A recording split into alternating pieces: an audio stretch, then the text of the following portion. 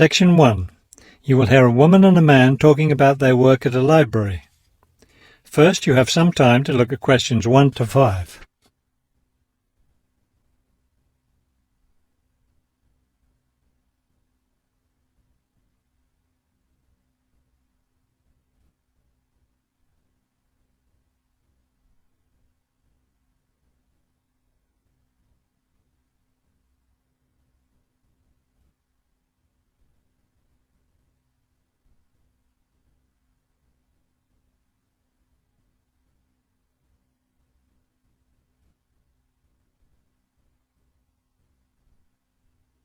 Now we shall begin. You should answer the questions as you listen, because you will not hear the recording a second time. Listen carefully and answer questions 1 to 5. Hello, I'm Mrs. Phillips, the head librarian.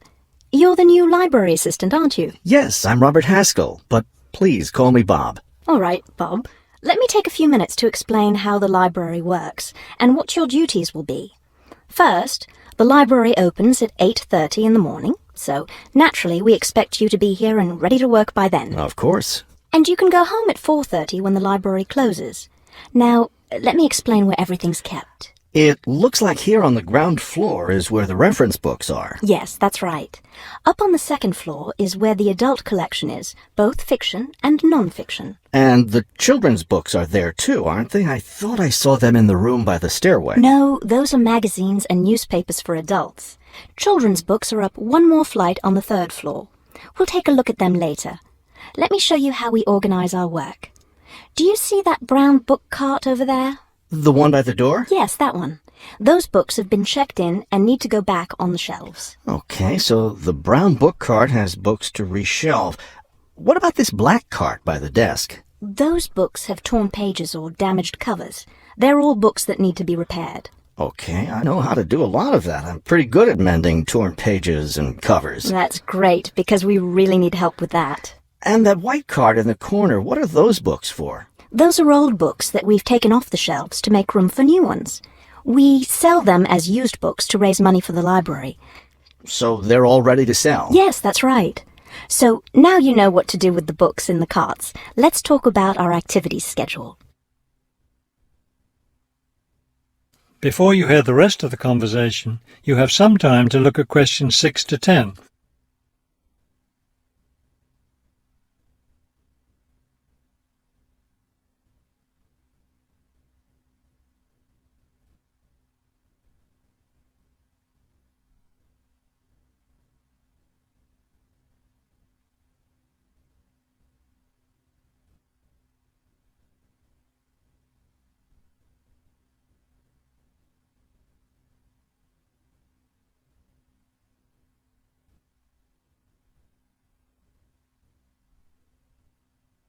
Now listen and answer questions 6 to 10. I understand this library has a number of interesting activities every week. Yes, our activities are quite popular. The most popular one is story time for the children. Do a lot of children show up for that? Yes, a good many. It takes place in the children's room on Thursday mornings at 11. Isn't there a family movie night too? Yes, but it's not at night anymore. We used to have family movies on Fridays when the library is open until 9, but now we have a different activity at that time, so we had to switch family movies to the weekend, Saturday afternoon. How much do you charge for the movies? They're all free. The movie always starts at 2:30 in the reference room, but you don't have to worry about that since you don't work on weekends. And what takes place on Friday evenings? We've just started a weekly lecture series. We have a different speaker every week, and the lectures cover all different kinds of topics. That sounds like something I'd be interested in attending. Good, because we'll need your help with that. You'll be working Friday evenings, and one of your duties will be to set up the meeting room on the first floor for the lecture. What time will you need that done? Let's say by 6:15. The lecture starts at 6:30, and the room needs to be ready well ahead of time. A lot of people arrive early. Maybe I should have the room ready by 6? That wouldn't be a bad idea. Okay, why don't I take you upstairs and show you the rest of the collection? That is the end of section 1. You now have half a minute to check your answers.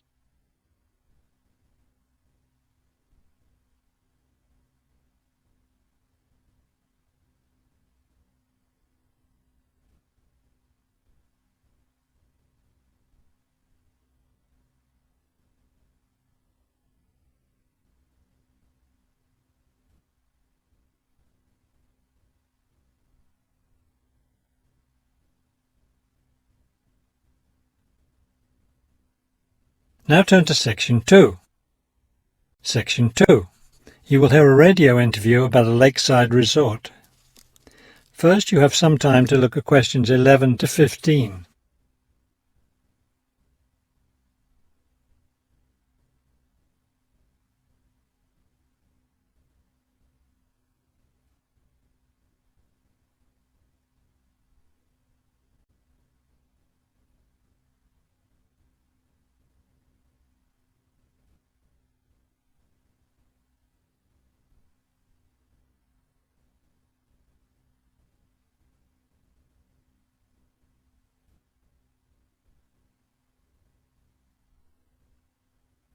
As you listen to the first part of the talk, answer questions 11 to 15. Good afternoon, and welcome to today's show. The warm months are with us, and many of you are getting ready to plan vacation trips. To help you with that, we have a special guest today, Robert Sampson, director of the Golden Lake Resort. Robert, I understand Golden Lake is a popular place for families to spend their vacations. Yes, families enjoy spending time at Golden Lake. Many come back year after year. We have a spectacular location and fun activities for both children and adults. Could you describe for us some of the activities available at Golden Lake? We have a lot of water activities, of course, since we're right on the lake. We have a pleasant sandy beach for swimming. We also have canoes and sailboats available, and many of our guests enjoy boating on the lake. I imagine water skiing would be popular among your guests. Actually, we don't permit water skiing in the resort area. It can be dangerous for swimmers and for the canoeists too. We do have a great location for fishing though, and you'll often see guests fishing from our dock or from the canoes. That sounds very relaxing. What about activities on land? Do you have facilities for tennis? We had tennis in the past, but the courts fell out of repair, and since we found that most of our guests weren't interested in the game, we closed the courts down. So that's no longer an option. And naturally, because of our location in the woods, we don't have an adequate area for a golf course. But I'd like to let your listeners know that we'll be adding a new activity this year.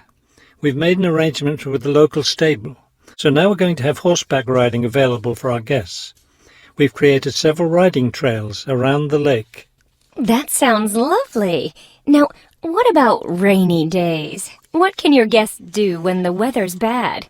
We have a games room and a crafts room. When the weather's rainy, some of our very talented staff members offer arts and crafts classes for all ages. What fun! Do you offer any other classes or activities? Before you hear the rest of the talk, you have some time to look at questions 16 to 20.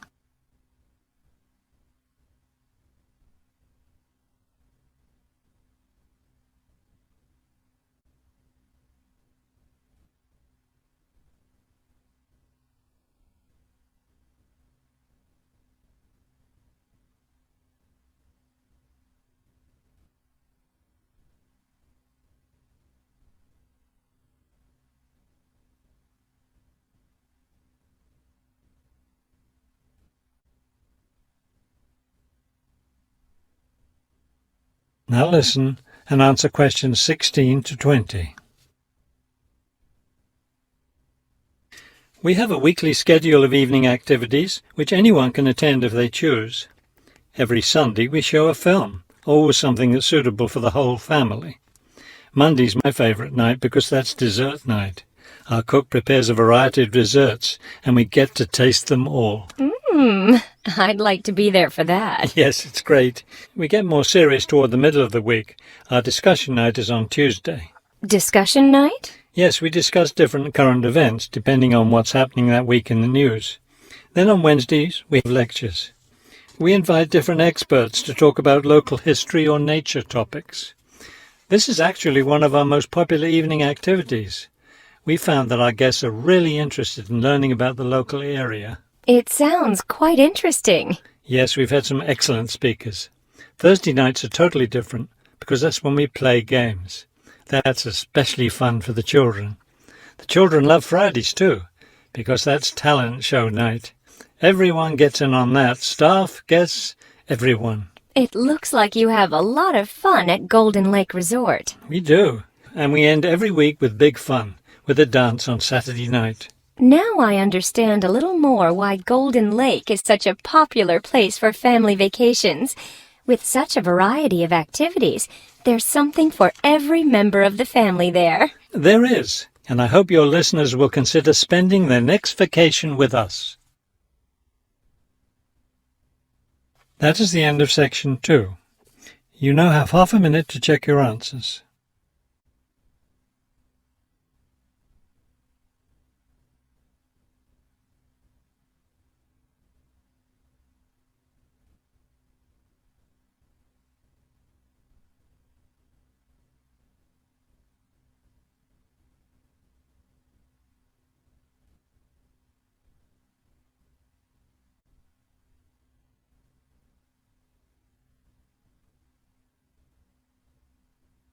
Now turn to Section 3. Section 3. You will hear two students talking about a class assignment about wild bird rescue and rehabilitation. First, you have some time to look at questions 21 to 25.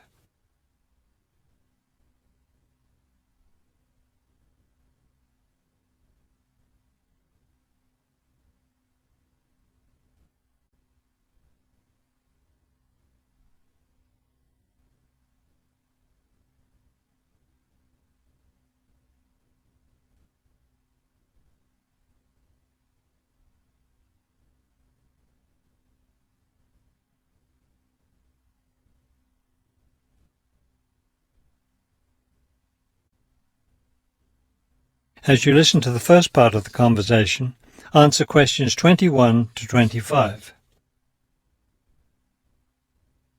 Okay, let's go over the requirements and see what we have left to do. Well, we've taken lots of notes about our topic, wild bird rescue and rehabilitation, so we'll have to go over those and write up a summary for the professor. But we only have to hand in the summary, right? The professor didn't say anything about seeing the notes. Right, but there's the case study, isn't there? We have to do something about that. I know. We have all the information, so it's just a matter of writing it up. What about charts and graphs? I thought we had to include some. I don't think so. They aren't really relevant, but we do have to turn in a list of the resources we used. Naturally. What about videos? I heard some of the other students were doing that. Well, I guess that must be optional, because I don't see it on the requirements list. Okay, we should start planning our class presentation, since that counts for half the grade. We've looked at lots of sources of information, but I think our best source was the interviews we did with the wildlife rehabilitators. Agreed. That and the journal articles. I think we have enough information from those two sources for the presentation anyhow. The books we looked at weren't all that helpful. I wonder if we should try to bring in some live birds for the presentation. That would be too difficult, don't you think? But we have lots of photos of rehabilitated birds. We can show those. Before you hear the rest of the conversation, you have some time to look at questions 26 to 30.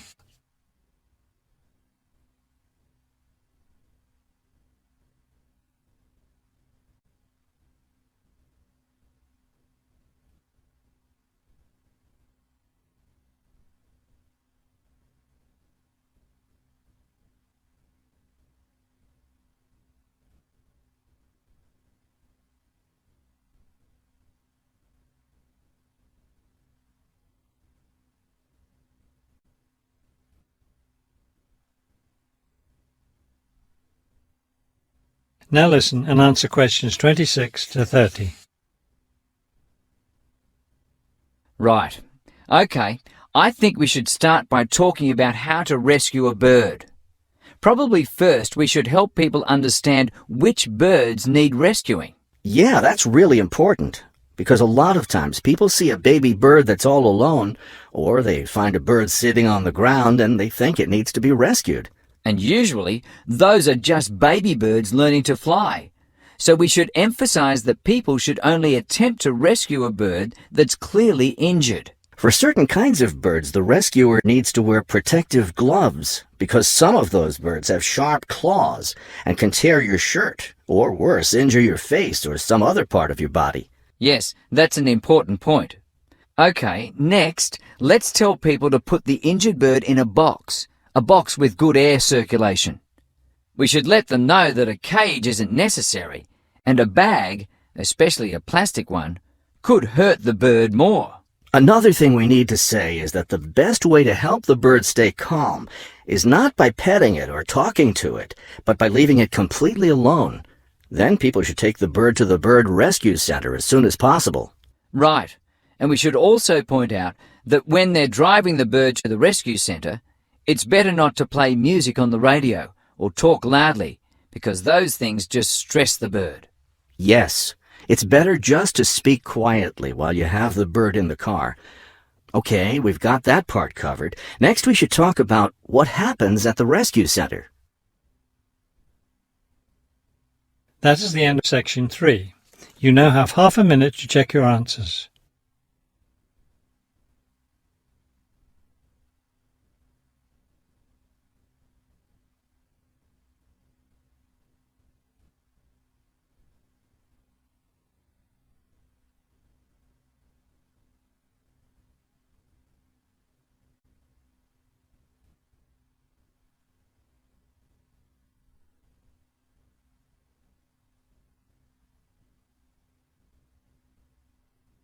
Now turn to section 4.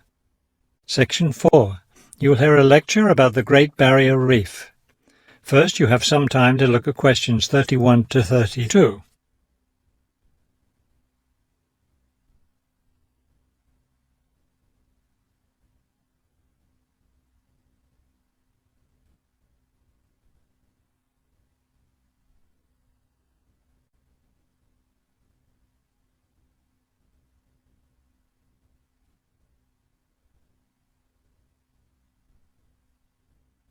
Now listen carefully and answer questions 31 to 32. The Great Barrier Reef, stretching along the east coast of Australia, is the world's largest collection of coral reefs, covering an area of around 300,000 square kilometres. The approximately 3,000 individual reefs that make up the Great Barrier Reef system are composed of over 400 different kinds of coral, the largest variety of corals found anywhere in the world. In addition, around 900 islands, ranging in size from tiny sandy keys to large continental islands covered with vegetation, are scattered throughout the area, particularly at the northern and southern ends. Before you hear the rest of the talk, you have some time to look at questions 33 to 40.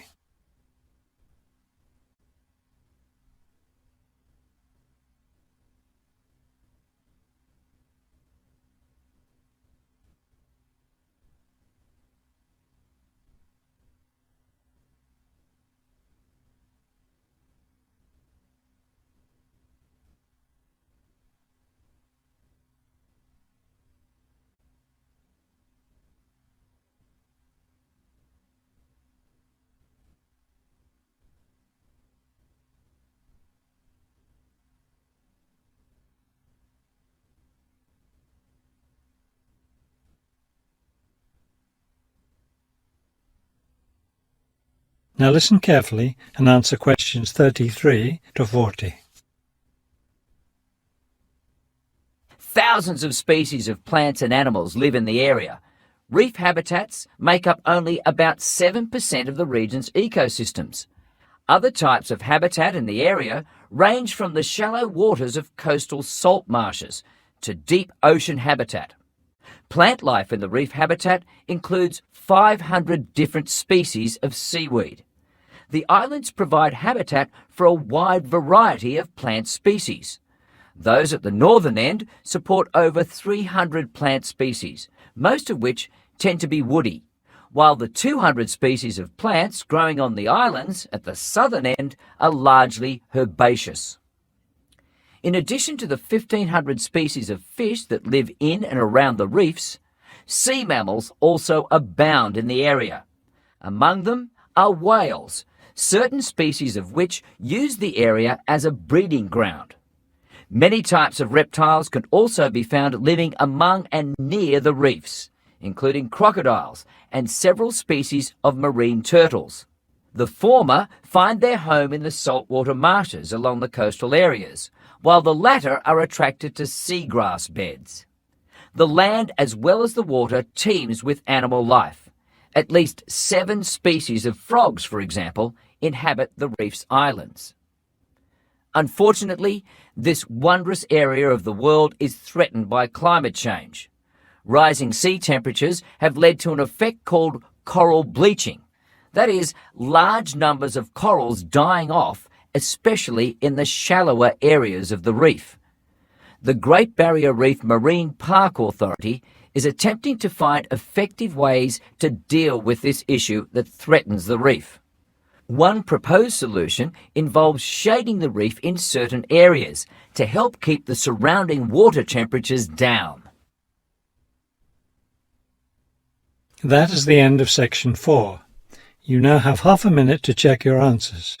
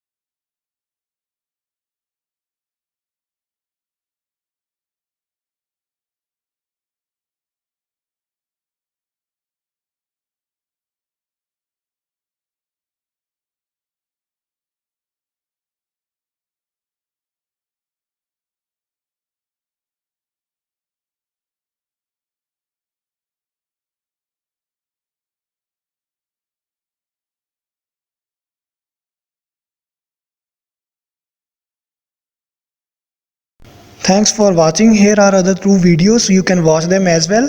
And if you haven't yet subscribed my channel, please subscribe it and hit the bell icon for my upcoming videos, and share these all videos among your friends.